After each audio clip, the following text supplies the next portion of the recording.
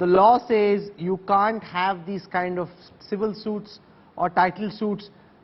Therefore, what exists must stay just the way. It doesn't take away from the reality that there was a temple there. It doesn't take away from the barbarism perpetuated by Aurangzeb. It just means that you leave things the way they are. That's the law of the land, and the Supreme Court's job is to maintain the law of the land. Gaurav Bhatia. You know, Amanji is always very erudite, and I will respond to what he is saying. You know, he would definitely agree with what I'm saying, and I'm only talking about the legal perspective of the whole dispute. Rahul, we have to remember that the Constitution is supreme in our country. The Constitution provides for certain legal remedies also. Now, this Act, Places of Worship Act of 1991, has been challenged before the Honorable Supreme Court, saying that it is unconstitutional.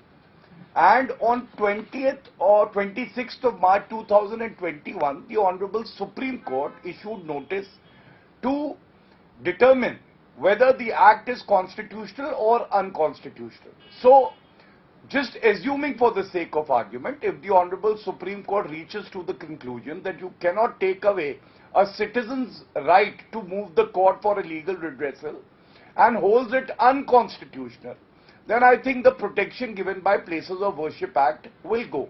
And till the time it is there, Rahul, everyone has to abide by what Places of Worship Act says, because it has not been stayed so far. Second, within the Places of Worship Act, there is specificity regarding the Ayodhya issue. Now it has been decided. There is no second issue that has been given a different pedestal.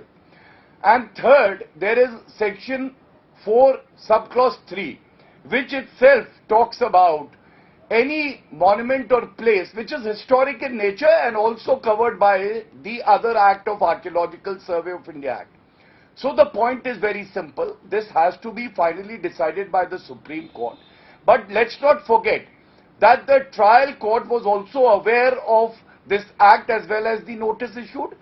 The defendants moved the High Court, Allahabad High Court. The Allahabad High Court did not give them any relief as prayed for, and the Supreme Court protected the shivling that has been found there. I think we should respect the court hearing, and let's wait for the final verdict. No, there's no question about that, but it seems that even Gaurav Bhatia has to accept, which is as clear as day, that in the manner, Jayant Bhushan, that the Places of Worship Act 1991 stands at this moment, you can't alter the nature of the Gyanvapi Mosque. And therefore, in the law of the land as it prevails at the time, the Gyanvapi Mosque must stay, and it's the duty of the law and order machinery to maintain that. Just one second. Let's listen to Jayant Bhushan. I'm going to come back to you, Gaurav, in just a moment, but let Jayant respond. Yes. So, you are absolutely right, Rahul. The Places of Worship Act is a very important act which was to harmony between different religions. The exceptions for the Bhumi, this Ayodhya thing, there is no other exception except what Gaurav is saying. There is an exception to archaeological monuments, etc. Now let me just respond to that.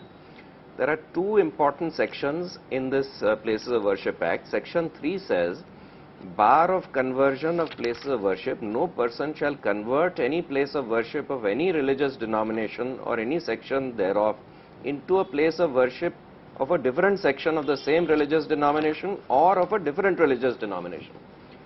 Now, there is no exception to section 3. This Archaeological Monuments Acts, etc., the exception is only to section 4. There is no exception to section 3. Therefore, the bar of conversion remains. You cannot convert a mosque into a temple. Now, insofar as the exception to section 4 is concerned, it is only for the because 4.1 says, it is hereby declared that the religious character of a place of worship existing on the 15th day of August shall continue to be the same as it existed on that date.